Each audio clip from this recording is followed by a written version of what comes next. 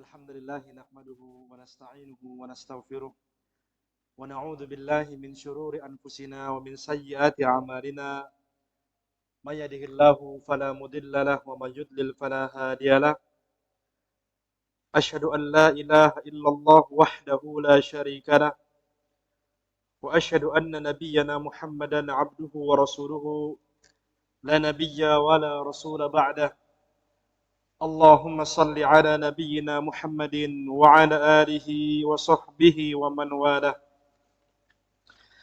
يا أيها الذين آمنوا اتقوا الله حق تقاته ولا تموتن إلا وأنتم مسلمون أما بعد فإن أحسن الكلام كلام الله وخير الهدي هدي محمد صلى الله عليه وسلم وشر الأمور محدثاتها فإن كل محدثة بدعة وكل بدعة ضلالة وكل ضلالة في النار.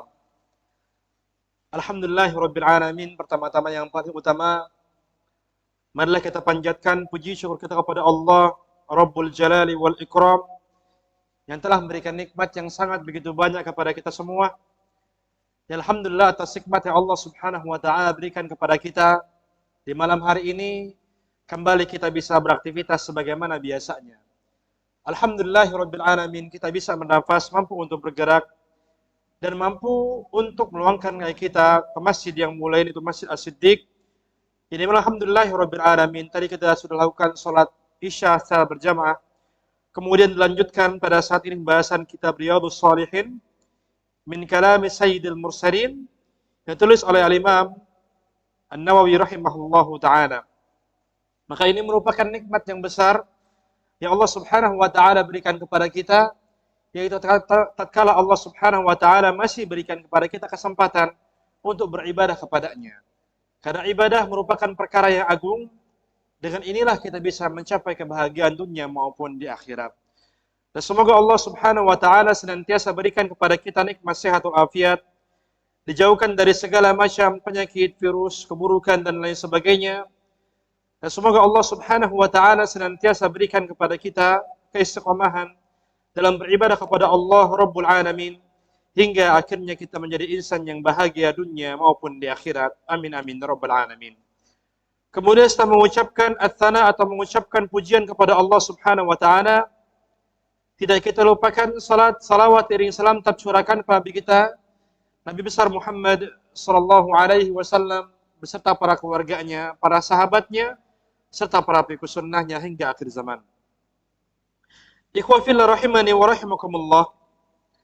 Alhamdulillahirabbil alamin, pada hari ini kembali kita akan mengkaji tentang kitab Riyadhus Shalihin, yang dimana bab yang terakhir yang kita jelaskan adalah tentang babut taqwa atau bab tentang pentingnya bertakwa kepada Allah Subhanahu wa ta'ala.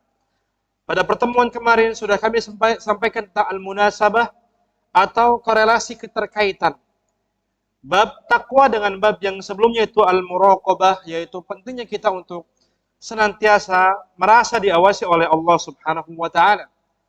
Karena memang ya, para ulama kita menegaskan tentangnya penting kita untuk merasa muraqabah, dan kita pun senantiasa harusnya bermuhasabah. Jadi kemarin itu ada berapa tingkatan dalam muraqabah kemarin kata Ibnu Qudamah Al-Maqdisi. Yang pertama namanya apa? Al-musyaratah. Artinya adalah, masih ingat al-musyaratah artinya adalah ya, perencanaan. Yang kedua apa? Al-muraqabah artinya apa? Ya, muraqabah artinya adalah merasa diawasi oleh Allah Subhanahu wa ta'ala. Yang ketiga adalah al-muhasabah atau introspeksi diri kita. Yang dimana apa yang kita introspeksi ada 3 kemarin. Yang pertama apa? Modal. Yang kedua apa? Keuntungan. Yang ketiga apa? Kerugian. Maka ini penting kita untuk melakukan hal ini, karena ini adalah khutuwat al-muraqabah atau tentang kiat-kiat agar kita mudah untuk merasakan muraqabah atau terus diawasi oleh Allah Rabbul Alamin. Nah, sehingga tatkala kita sudah bermuhasabah ba'dal amal, atau kita ini merasa Allah Subhanahu wa ta'ala mengawasi diri kita, kita pun introspeksi setelah kita beramal saleh, dan sehingga dengan introspeksi tersebut kita pun mudah untuk mengerjakan amal soleh yang lainnya. Karena tidaklah seorang yang dimana dia terima amal solehnya adalah kecuali tatkala dia mengerjakan amal soleh yang selanjutnya. Karena Allah Subhanahu wa taala firmankan alladzina ihtadaw zadahum huda wa atahum taqwahum. Adapun orang-orang yang Allah berikan hidayah kepada mereka, tandanya apa? Allah terus-terusan akan berikan hidayah dan Allah pun akan tambahkan ketakwaan untuk mereka semua. Jadi ini ya tanda-tanda seorang yang amalnya diterima oleh Allah Subhanahu wa taala. Tanda-tanda seorang yang Allah Subhanahu wa taala berikan hidayah adalah ketika dia senantiasa termotivasi untuk beramal saleh. Maka dengan dia termotivasi dalam beramal saleh, akhirnya dia pun mudah beribadah kepada Allah Subhanahu wa taala dan kemudian dia pun mendapatkan derajat ketakwaan kepada Allah Subhanahu wa taala. Alhamdulillahirabbil alamin.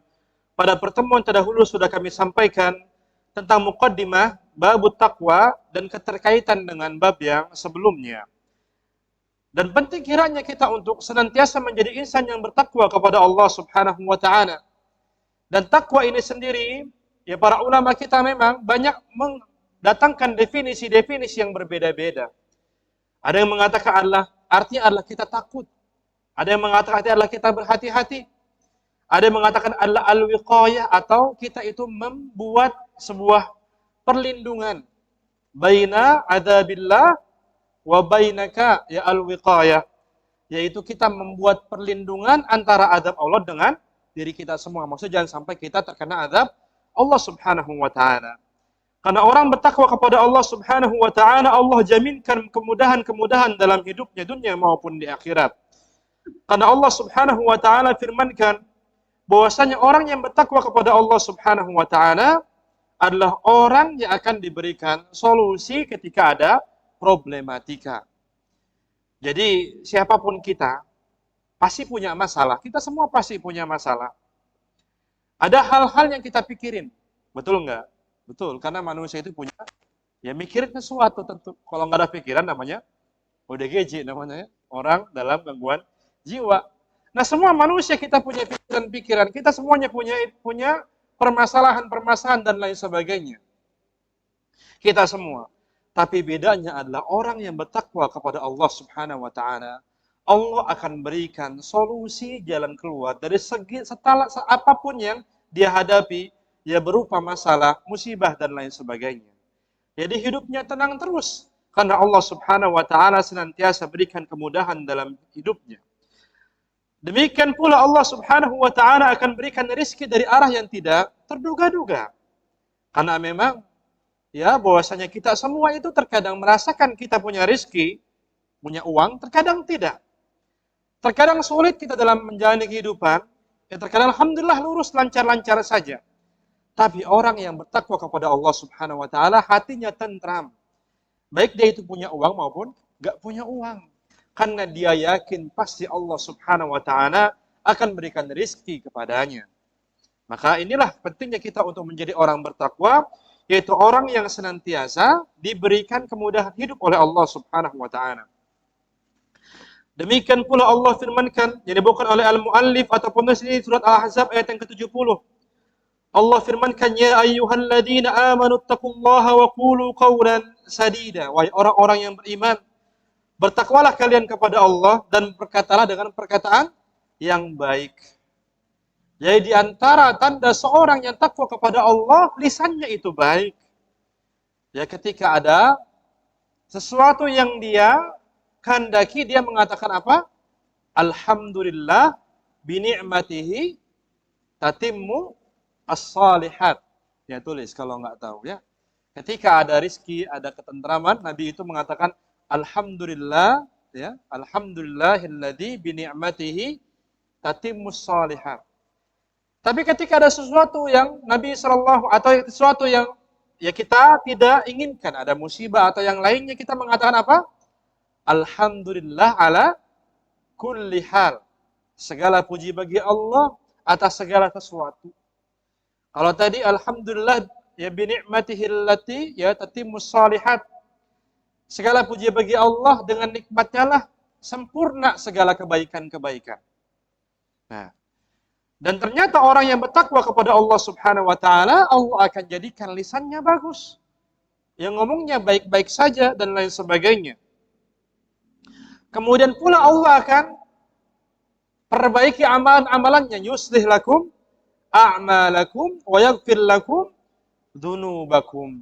Wa man yuti'illaha war rasula faqad faza fawzan 'azima. Orang bertakwa kepada Allah, Allah jadikan lisannya bagus, perbaiki amalannya, kemudian diampunkan segala dosa-dosanya oleh Allah Subhanahu wa taala.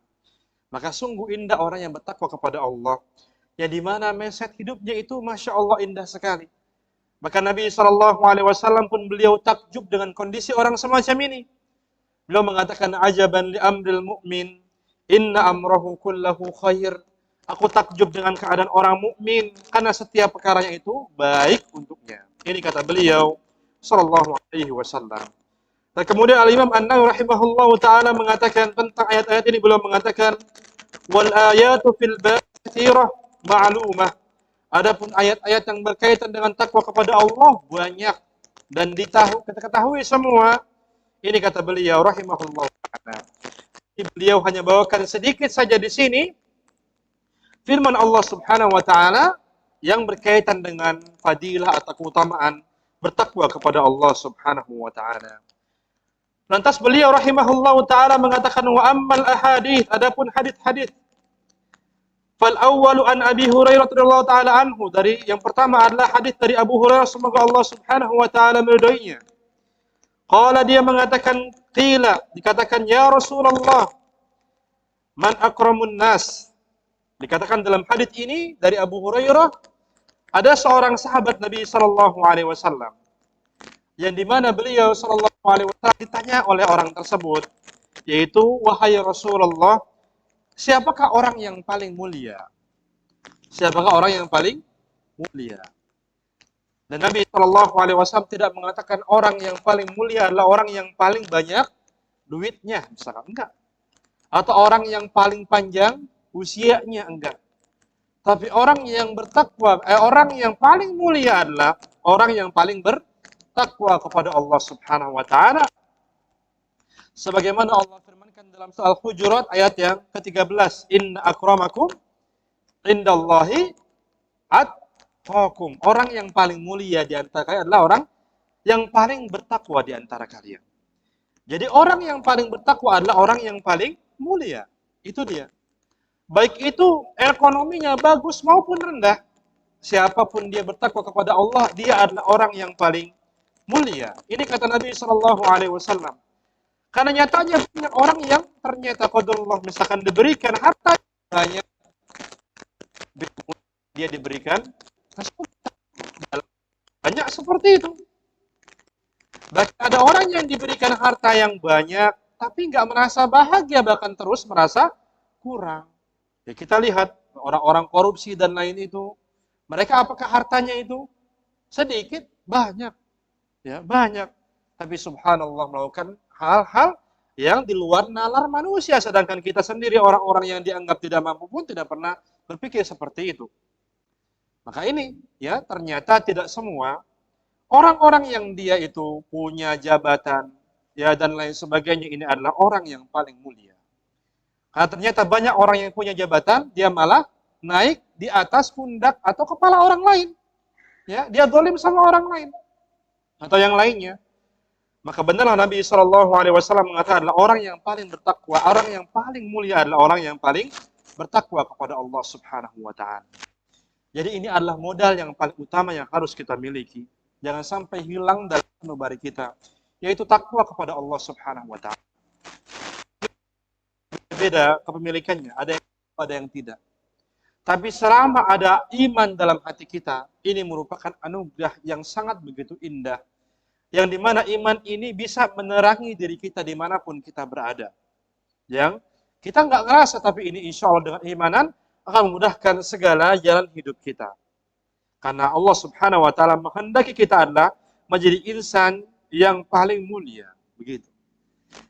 Jadi Nabi SAW ketika beliau tanyakan tentang orang-orang yang paling mulia, beliau jawab adalah orang yang paling bertakwa kepada Allah Subhanahu wa taala.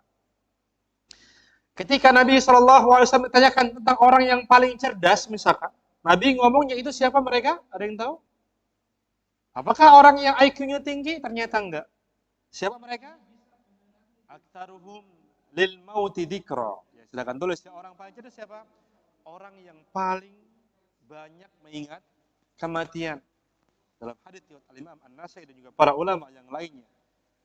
Manil mu'minina akya, siapa orang yang paling cerdas? Nabi SAW mengatakan aktaruhum lil mauti dzikra. Orang yang paling banyak mengingat kematian. Wa ahsanuhum lima ba'dahu isti'dadan, dan orang yang paling banyak untuk mempersiapkan kematian itu sendiri. Punya banyak bekal untuk kematian itu sendiri. Begitu. Jadi orang ini cerdas. Kenapa cerdas? Karena dia itu menjadikan segala aktivitas yang mendapatkan pahala dari Allah Subhanahu wa taala. Itu orang cerdas. Karena orang yang kurang cerdas hanya menjadikan pahala itu dari ibadah ritual aja. Rugi kita kalau seperti itu. Kita hanya dapat pahala dari sholat kita, hanya mendapat pahala dari ngaji kita, kita hanya mendapatkan pahala dari baca Quran kita. Itu bagus ya. Tapi orang yang cerdas itu adalah orang yang menjadikan segala kehidupannya itu bernilai pahala. Di kantornya dapat pahala, ya, kemudian dalam kehidupan masyarakatnya dapat pahala dan lain sebagainya. Bagaimana caranya? Lagi-lagi berunsur kepada takwa kepada Allah Subhanahu wa taala. Berunsur pada takwa kepada Allah. Karena Nabi sallallahu alaihi wasallam mengatakan at-taqwa hahuna, at-taqwa hahuna, at-taqwa hahuna. Takwa ini ada di sini, di hati, kata beliau. Takwa ini ada di sini, sampai beliau menyebutnya 3 kali. Ya, ini menunjukkan apa? Pentingnya kita memanage hati kita. Agar setiap apapun yang kita lakukan, ini bernilai pahala dari Allah Subhanahu wa taala. Jadi segala segi aspek kehidupan kita ada takwanya. Kita kerja ada takwanya, kita ngaji ada takwanya. Kita punya uang ada takwanya, enggak punya uang ada takwanya. Ya, kita hidup ada takwanya, belajar ada takwanya dan lain sebagainya. Takwa dalam belajar itu apa contohnya? Misalkan enggak nyontek pas ujian. Ada yang nyontek kemarin? Yakin? Yang merah sama yang putih ada nyontek. Ya, atau yang lain. Karena takwa ini apa? Takwa ini adalah takut kepada Allah Subhanahu wa taala.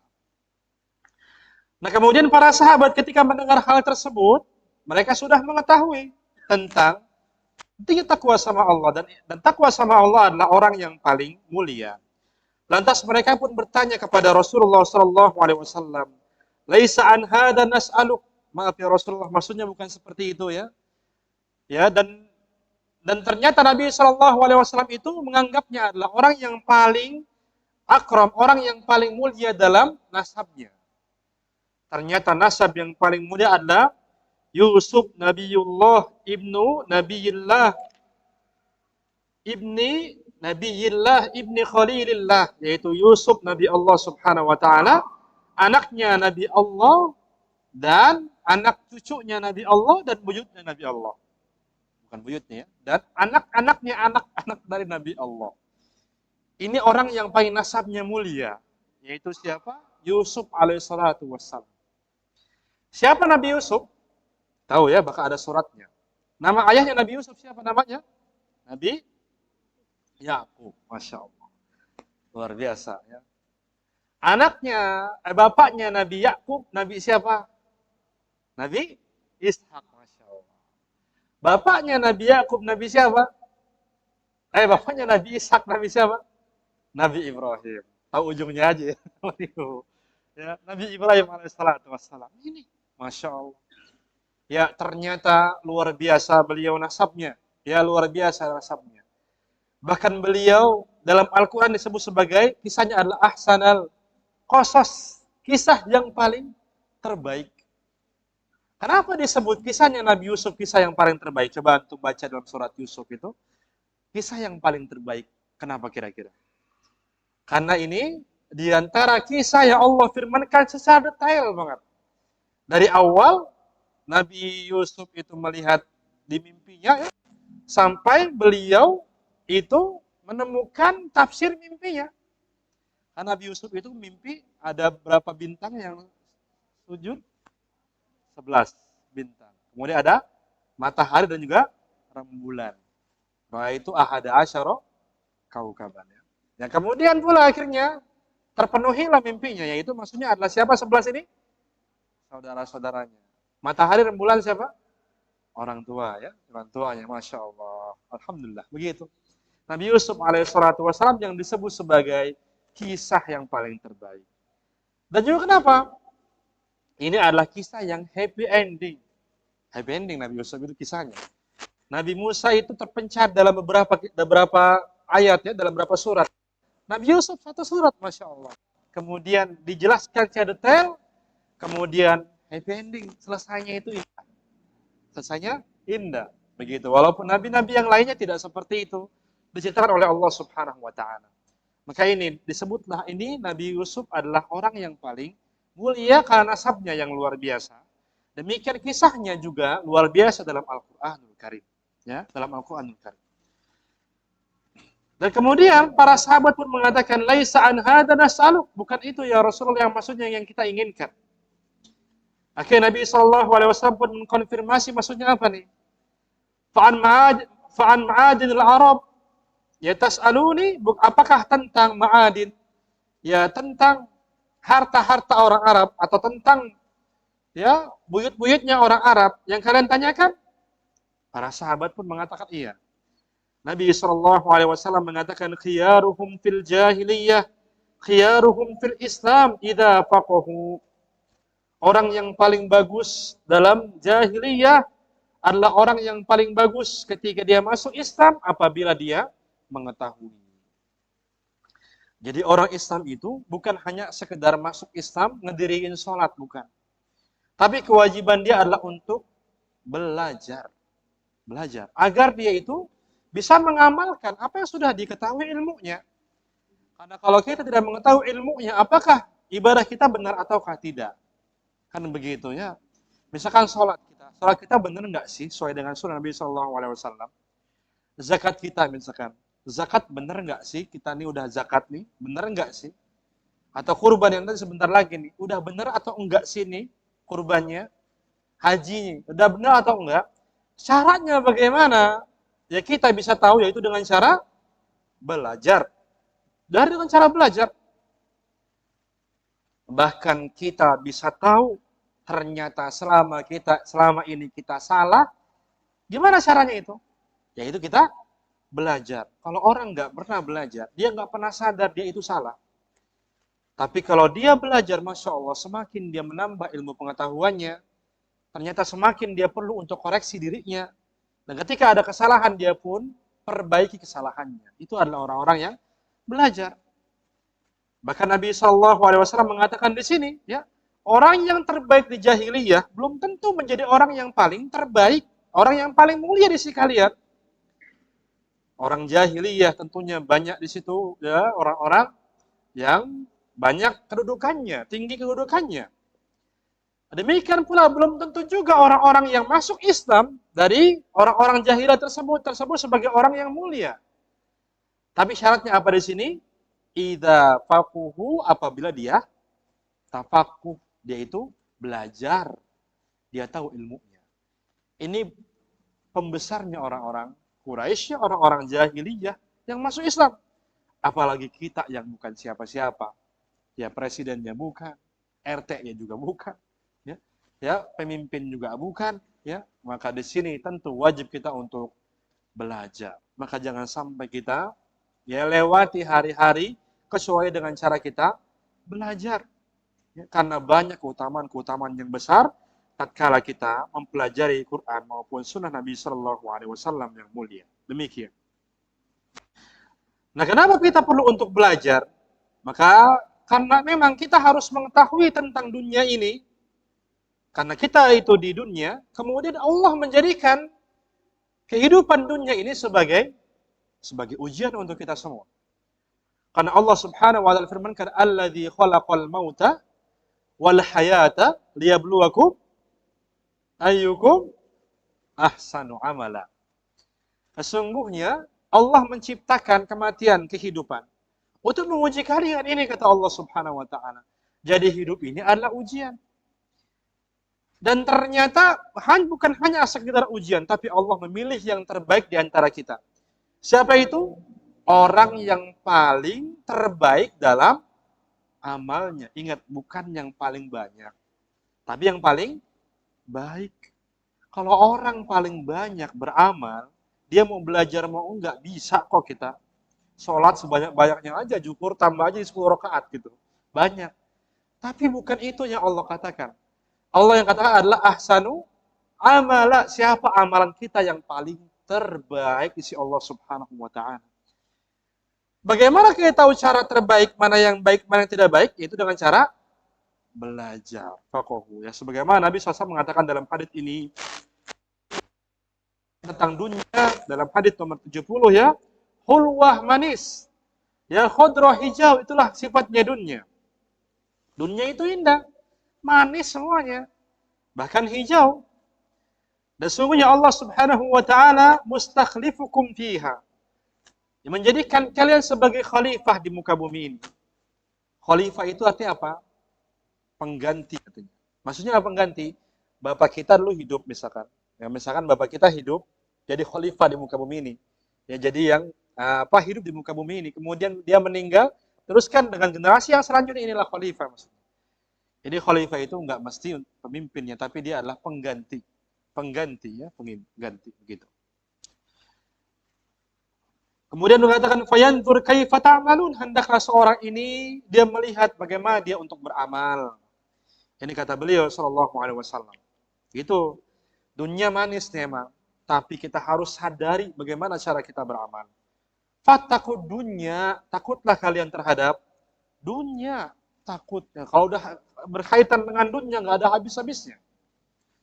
Makanya kalau dunia ini sebagai makanan untuk nutrisi hati kita, maka tidak akan pernah ada kenyangnya. Ya, karena hati kita ini butuh akan makanan, nutrisi sebagaimana jasad kita. Kita butuh nutrisi. Kalau kita salah makan, kita misalkan makannya makanan yang kemarin sudah basi, kira-kira apa yang terjadi di diri kita? Sakit, ya kan? Atau bahkan bisa lewat begitu. Ini jasad kita, apalagi hati. Maka hati pun butuh nutrisi. Kalau hati ini diberikan dunia terus, maka tidak akan pernah cukup hati ini. Ya, kita senang punya itu, yang lain punya ini, kita ingin punya ini. Dan selanjutnya inilah ya, hati kita kalau diberikan nutrisi dunia. Tapi nutrisi yang terbaik untuk hati apa? Dzikrullah.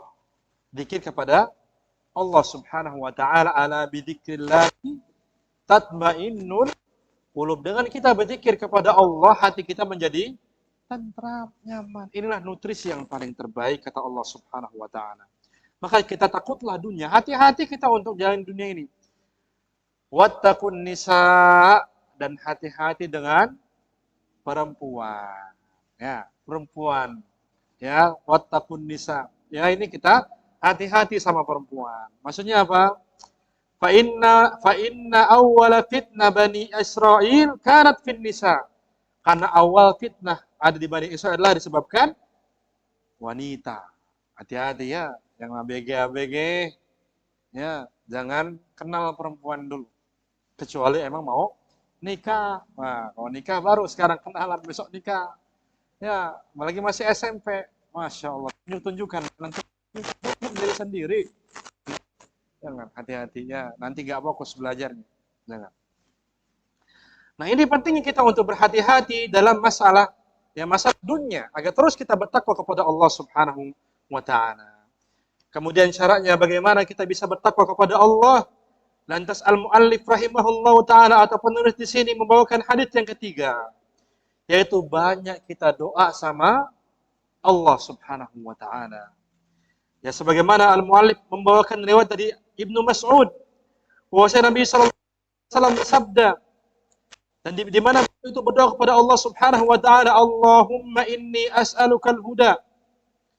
Ya Allah, ya, aku minta kepadamu huda, hidayah, wat tuqa, dan ketakwaan, wal afaf, dan kesucian, wal ghina, dan juga kekayaan. Nah, ini tulis ya.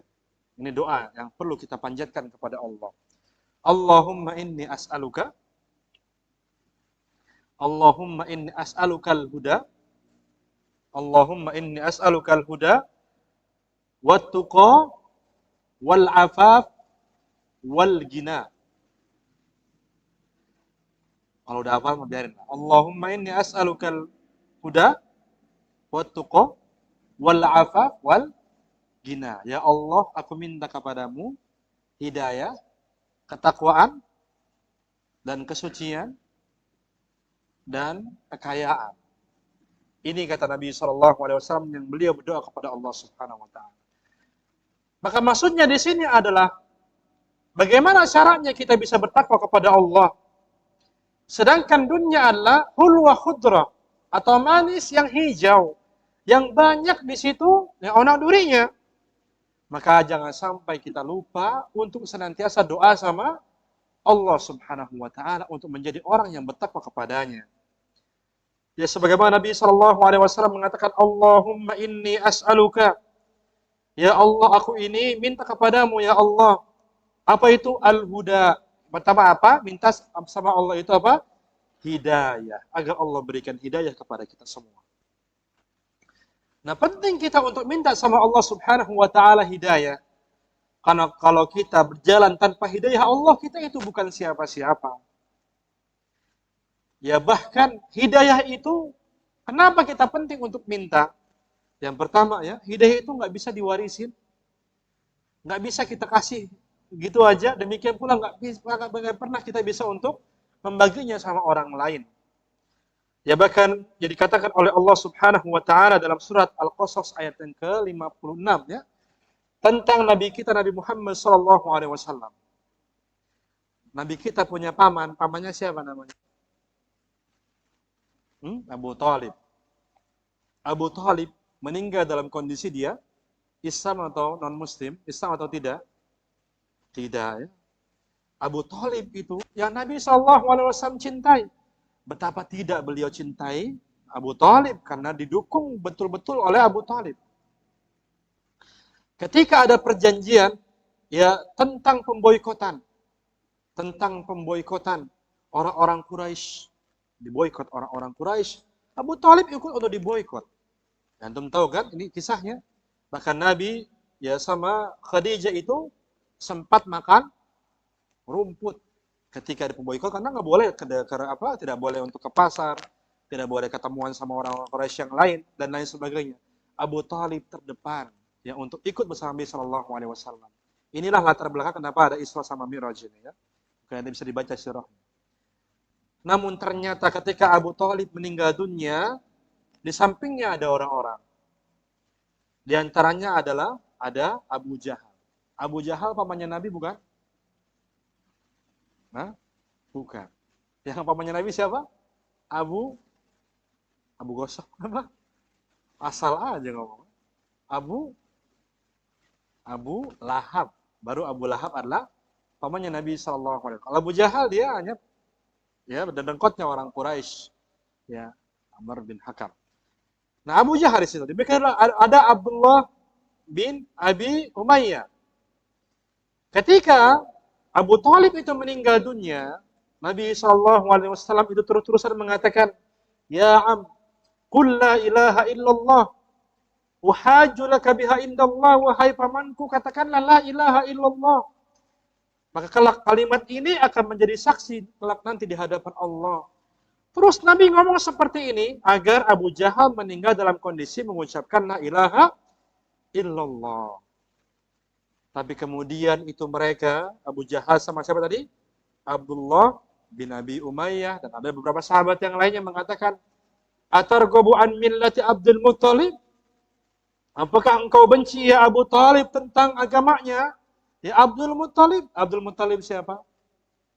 Bapaknya Abu Thalib kan? Kakaknya siapa? Nabi Shallallahu Alaihi Wasallam. Ya. Apa kamu benci dengan ajaran Abdul Muttalib? Akhirnya kemudian Abu Thalib pun meninggal dalam kondisi belum sempat mengucapkan La ilaha illallah. Nabi nangis di situ kan? Sedih begitu kan? Lantas Allah Subhanahu wa taala firmankan dalam Al-Qasas ayat yang ke-56 yang tadi yang kami sebutkan, Jadi mana Allah firmankan, innaka la tahdi man ahbabta, walakinna Allah yahdi man yasha. Sesungguhnya engkau ya Muhammad tidak bisa memberikan hidayah kepada orang yang engkau cintai. Karena siapa yang memberikan hidayah kepada manusia? Siapa? Allah Subhanahu wa taala. Hidayah taufik dari Allah Subhanahu wa taala. Hidayah ada dua ya. Pertama apa?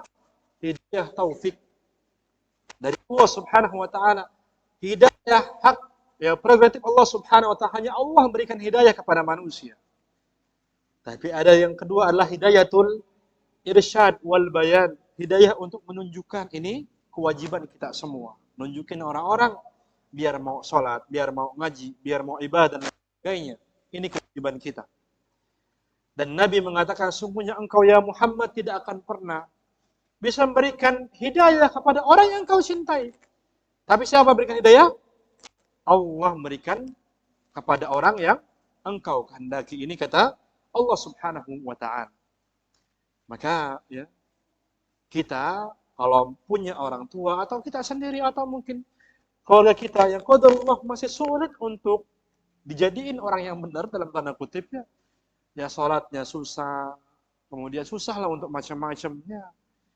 Maka jangan lupakan kita memberikan hidayatul irsyad sama mereka. Atau kita kasih tahu. Ya kemudian kita pun ya terus ngajak dia, ayo Bu, Pak, sholat. Ya, dan lain sebagainya. Tapi jangan lupakan hidayah yang paling utama yaitu hidayah taufik, yaitu kita minta sama Allah Subhanahu wa ta'ala. Karena ya yang banyak orang itu ketika dia itu ngasih hidayah atau ketika dia itu ya melakukan hal-hal tertentu dia hanya sekedar mengerjakan sebab-sebabnya aja. Tapi lupa sama Allah Subhanahu wa ta'ala, lupa sama Allah Subhanahu wa ta'ala. Ketika ada permasalahan di masyarakat atau di rumah tangga atau yang lainnya, dia sibuk memperbaikinya itu sendiri. Tapi lupa dengan Allah yang punya semuanya. Maka pihak yang pertama kali yang kita hubungi segala apa adalah Allah Subhanahu wa ta'ala. Karena Allah lah memberikan hidayah kepada ya siapapun. Dan penting kiranya untuk kita minta sama Allah hidayah. Ya karena ya hidayah ini punya Allah Subhanahu wa ta'ala. Ya, contohnya kita akhlak yang baik. Akhlak baik ini apakah kita bisa dimunculkan dalam diri kita sendiri? Nggak bisa. Nggak bisa, tapi dari Allah Subhanahu wa ta'ala. Maka di antara yang dipanjatkan oleh Nabi sallallahu alaihi wasallam beliau mengatakan, ya Allahumma ya Allahumma hdini li ahsanil akhlaq la yahdiha illa anta. Nabi mengatakan, ya Allah berikanlah petunjuk kepadaku dalam hadis riwayat Muslim untuk berakhlak yang baik. Ini kata Nabi SAW. Padahal Nabi sendiri Allah katakan, wa innaka la'ala khuluqin azim. Engkau ya Muhammad di atas budi pekerti yang luhur, kata Allah. Tapi beliau minta sama Allah, Allahumma hdini li ahsanil akhlaq la yahdiha illa anta, ya Allah berikanlah aku akhlak yang baik. Tidaklah ada yang berikan akhlak yang baik kecuali engkau ya Allah. Masalah akhlak baik saja Nabi Allah sallallahu alaihi wasallam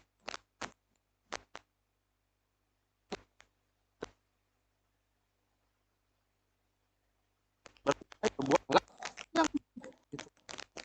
Dan pentingnya kita untuk senantiasa. Jadi jangan dengan kita ya, dengan ibadah kita yang kita anggap dengan kita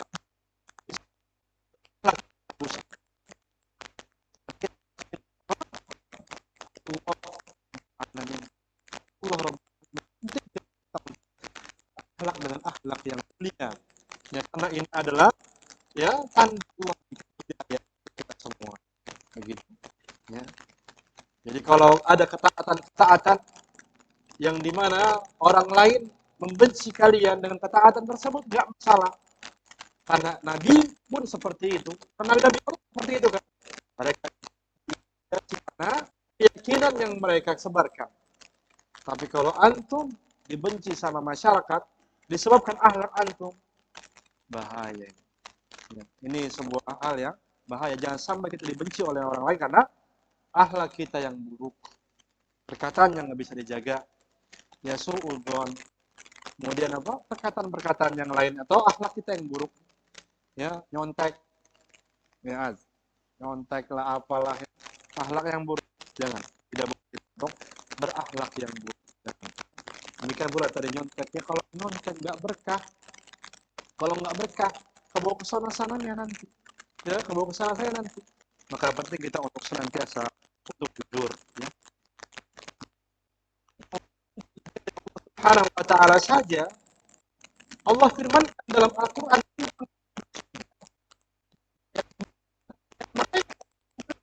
karena diberikan oleh Allah Subhanahu wa ta'ala. Firmankan wa nazalna ma fi sudurihim min tahtihimul anhar.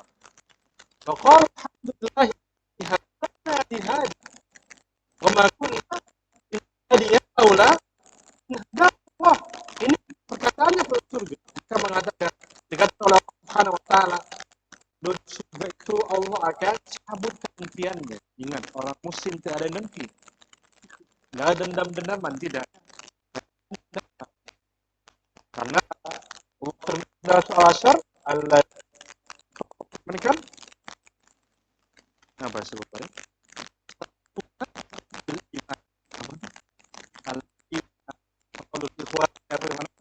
Rabbana ighfir lana wa li ikhwanina alladziina sabaquna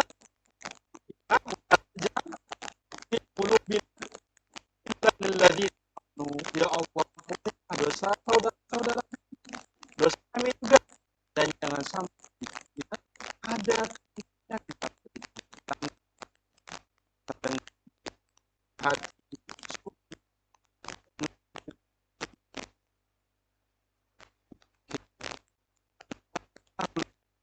hati rasa dan hati doa kan.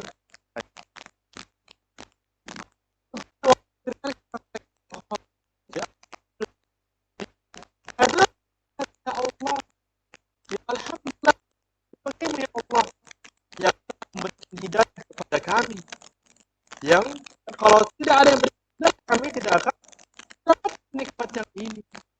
Itu Allah Subhanahu wa ta'ala. Maka di sini penting kita untuk senantiasa, ya, untuk menggapai hidayah Allah Subhanahu wa ta'ala itu dengan cara untuk banyak berdoa kepada Allah. Demikian banyak kita sholat, insya Allah dengan ini hidayah kepada kita. Dan Nabi pun mengatakan, Allahumma inni as'alukal huda, yaitu apa? Ketakwaan kepada Allah yang pada hari ini dibahas. Penting untuk senantiasa takwa dalam segala apapun. Takwa caranya gimana, ya?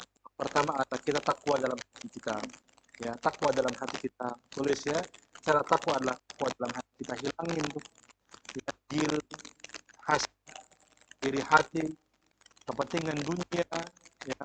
Akhirnya ini tidak jalan, tidak bagus kehidupan kita. Kita hanya dunia, akhirnya hati kita tidak berjalan sesuai dengan semestinya. Karena tadi nutrisi hati itu apa? Zikir kepada Allah Subhanahu wa ta'ala. Itu yang pertama, ya. Yang kedua adalah banyak beramal soleh, banyak beramal soleh. Yang beramal soleh kita apa? Ketika orang ini sudah punya takwa kepada Allah, mudah dia untuk melakukan syiar Allah. Fa'innaha min taqwal qulub. Barang siapa dia menampakkan syiar-syiar Allah, maka ini adalah tanda ketakwaan dalam hati. Kalau dia takwa dalam hati, mudah dia untuk mengerjakan perbuatan-perbuatan baik. Yang mudah dia untuk ngaji, membaca Quran, bersedekah, berkurban, atau yang lainnya, insyaallah. Nah, ya, kita beramal soleh, kemudian kita banyak berdoa kepada Allah Subhanahu wa ta'ala, ya. Doa sama Allah, Allah Subhanahu wa ta'ala berikan, ya, ketakwaan dalam hati kita dalam segala apapun. Kemudian hati-hati dalam perniagaan, demikian pula hati-hati dalam, ya, dalam peribadatan. Jadi nggak hanya dunia, beribadah pun sama, gitu kan? Karena khawatir kita salah dalam mengerjakan ibadah, karena kita tidak tahu. Ya, nah, barakallahu fikum.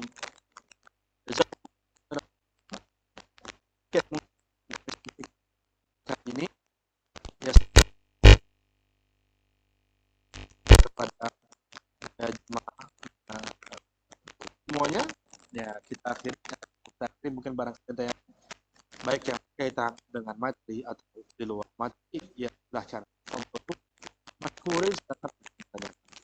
Belum pertanyaan dan masya Allah. Jazakallah khairan. Terima kasih.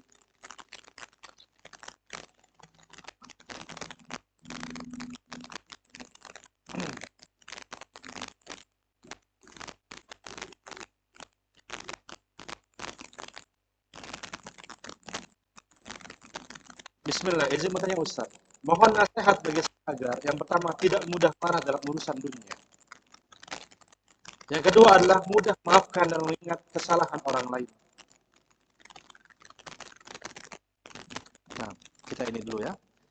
Yang pertama adalah tidak mudah marah dalam urusan dunia. Marah, ya marah, sudah urusan akhirat, maka itu penting.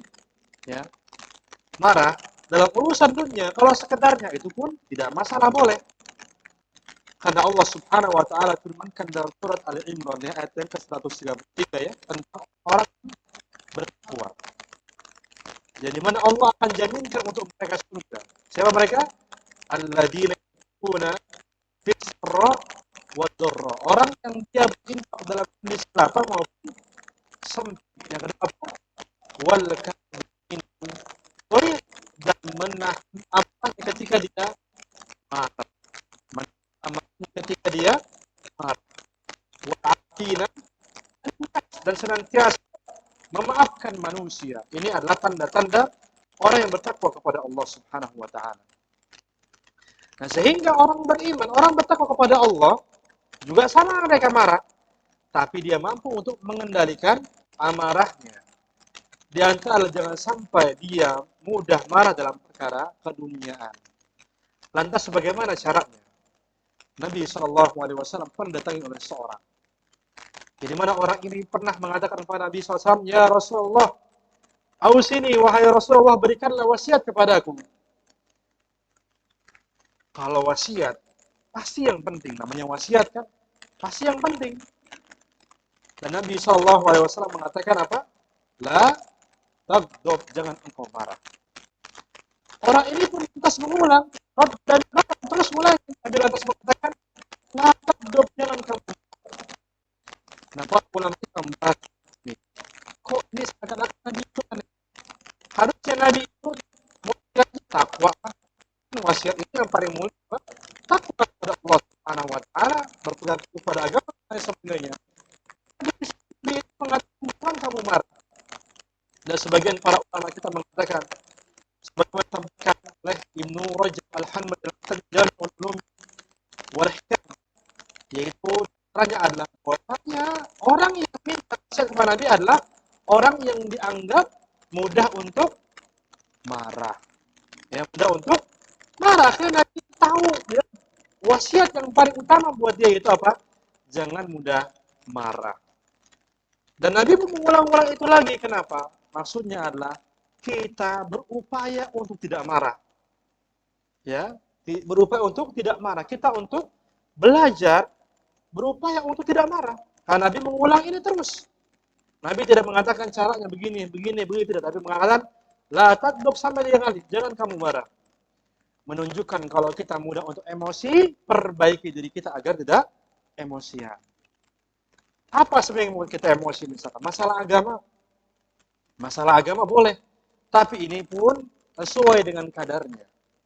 Sesuai dengan kadarnya. Tidak boleh emosi langsung bakar, nggak boleh. Ada kadarnya. Begitu.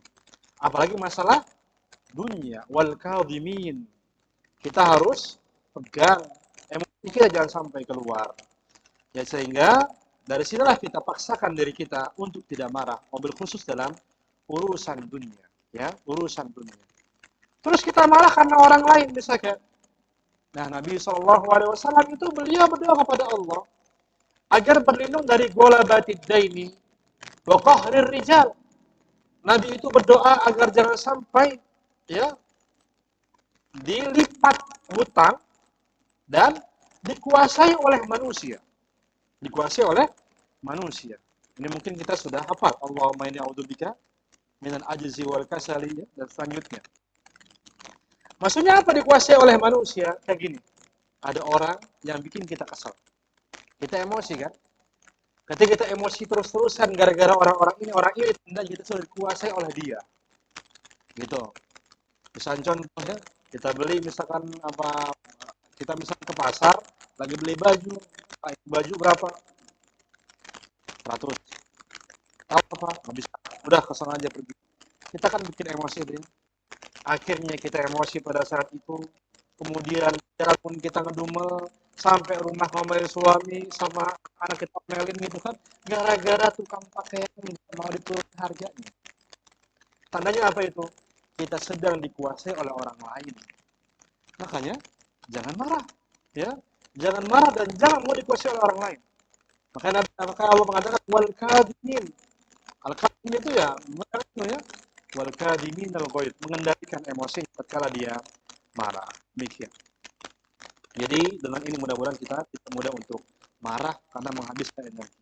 Karena tidak bisa menyelesaikan solusi ya, tidak mesti menyelesaikan solusi. Kemudian mudah untuk memaafkan orang lain. Bagaimana caranya ya? Allah Subhanahu wa taala firmankan dalam surat Al-A'raf ya, kalau tidak salah ayat yang 199.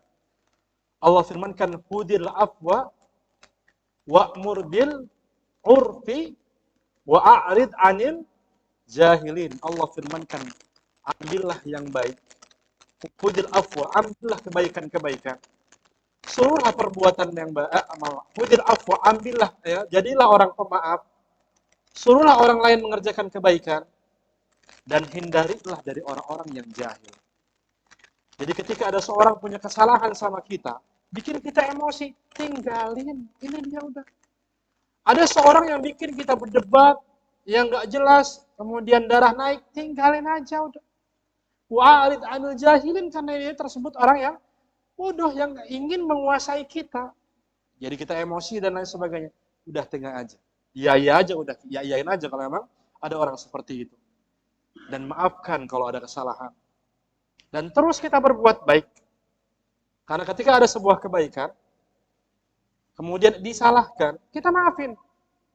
Tapi kebaikannya kita lanjutkan. Dan ketika disalahkan oleh orang-orang yang jahilin, yang tidak tahu, kita tinggalin mereka. Khudil afwa, wa'mur bil urfi, wa'arid anil jahilin. Tinggalkanlah yang jahil. Begitu. Seperti misalnya contoh, antum kesel sama tangga antum atau teman antum ya. Ya antum misalnya apaan Quran nggak mau diajakin main atau yang lainnya ya. Akhirnya mengatai antum sesuatu yang ini, maafin mereka.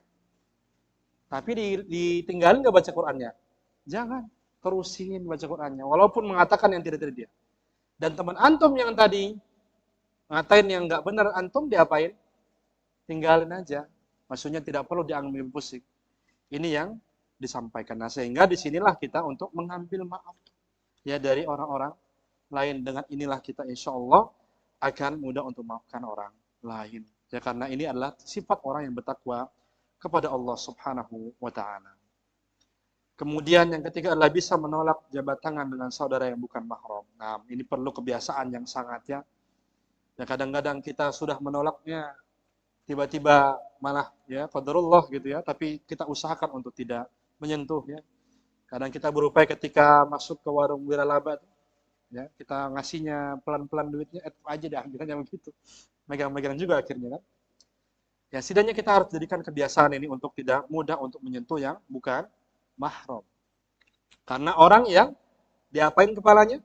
Ditusuk dengan besi yang panas lebih baik ketimbang memegang yang bukan mahram. Jadi gitu ya. Jadi kita lebih bagusnya, lebih tidak enak sama Allah sama kita sendiri ketimbang tidak enak sama orang yang lain. Maka insya Allah mudah-mudahan dengan ini ada proses ya insya Allah. Mudah-mudahan menjadi insan yang bertakwa kepada Allah Rabbul Alamin. Jazakallah khairan katsiran. Jazakillah khairan katsiran. Terima kasih atas pertanyaannya.